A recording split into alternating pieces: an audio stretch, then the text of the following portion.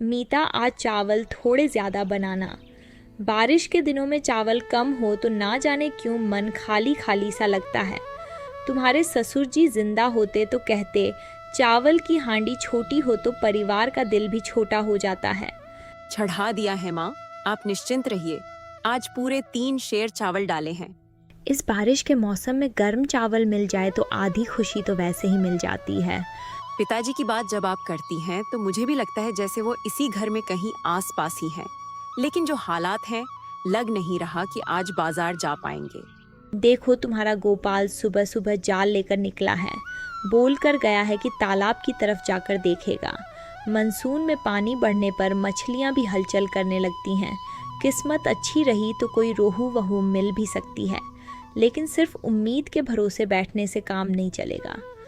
दाल धोकर रख लो, आलू उबलने के लिए रख दो।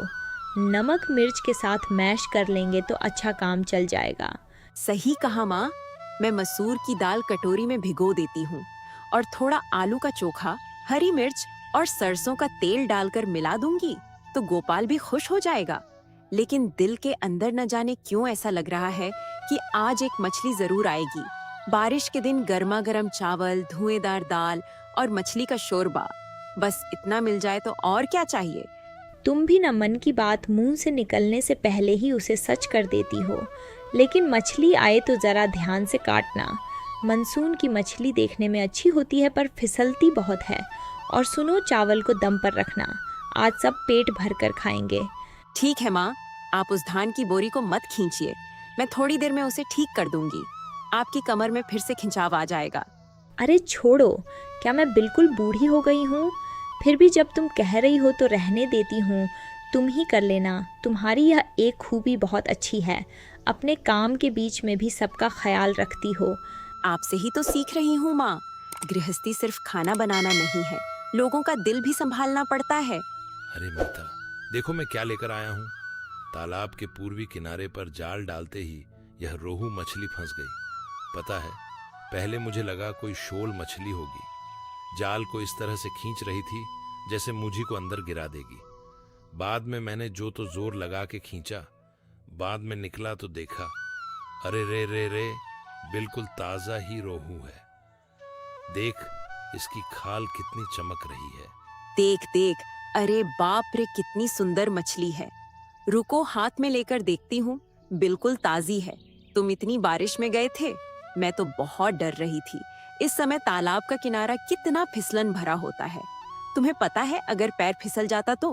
हाँ, डर तो था, लेकिन इस मछली को देखकर सारी मेहनत सफल हो गई। सोचा कि माँ खुश हो जाएगी। माँ तो मॉनसून में रोहू मछली का नाम सुनते ही बिल्कुल बदल जाती है। ये बता माँ कहाँ है? पहले माँ को दिखाता हूँ। मैं यहीं तो हूँ। अरे सचमुच रोहू है, बिल्कुल मध्यम आकार की है। पकेगी तो बहुत बढ़िया लगेगी। तुम्हारे पिताजी होते तो कहते, ऐसी 2 मछलियाँ ना लाओ तो जाल डालना ही बेकार है। लेकिन आज एक मछली ही बहुत है। बारिश के दिनों में घर में मछली आ जाए तो घर का माहौल ही बदल जाता है। माँ, अरे माँ, मुझे तुम्हारी वही बात याद आ रही थी, इसीलिए मैंने सोचा कि खाली हाथ नहीं लौटूंगा। मीता, तुम एक काम करो, शोरबा थोड़ा गाढ़ा बनाना। सुना है आज चावल ज्यादा बना है। गाढ़े सुरबे के साथ चावल मिलाकर खाने में मजा आ जाएगा। इसका सिर अलग रखना। अगर चाहे दाल में आज फिर सिर डालना है, एक ही दिन में इतनी चीज़ों की ज़रूरत नहीं है। पहले शोरबा बनने दो और तुम गोपाल सूखा अंगूछा लो। बड़े हो गए हो लेकिन बारिश में भीग कर आते हो तो अभी भी मेरी चिंता खत्म नहीं होती। अरे चिंता मत करो माँ, मैं बिल्कुल ठीक हूँ। आज मछली है, चावल है और तुम दोनों हो। इससे बड़ी खुशी की और क्या बात हो सकती है? बहुत बातें हो गईं। अब जाओ, मैं मछली धोकर नमक हल्दी लगाकर रख देती हूँ।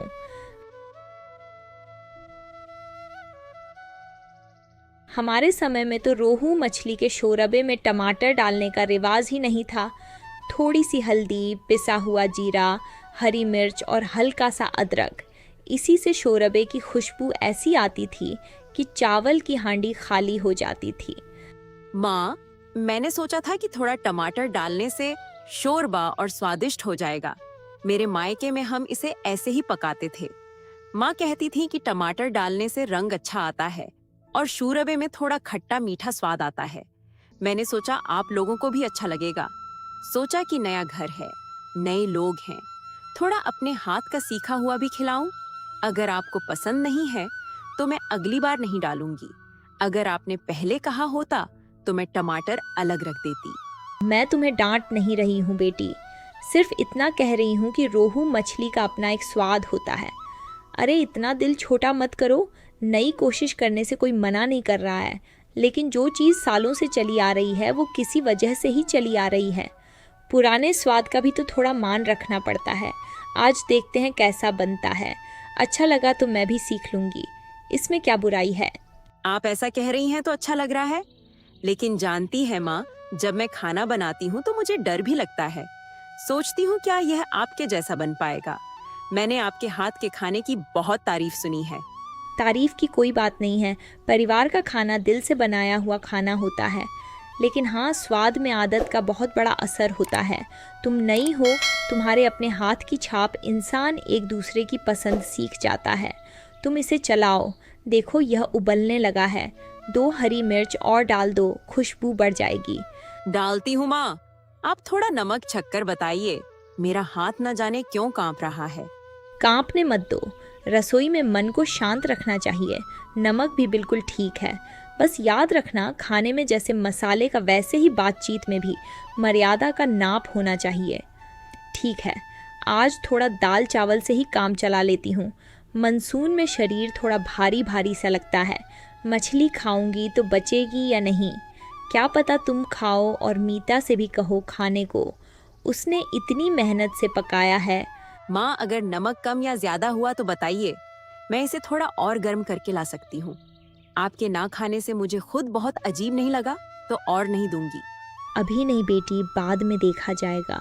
तुम मन खराब मत करो, इस बारिश में घर का काम ही क्या कम होता है, उस पर से मछली पकाना सब संभाला है तुमने। खा लो, ऐसा करने से खाने का स्वाद ही चला जाता है।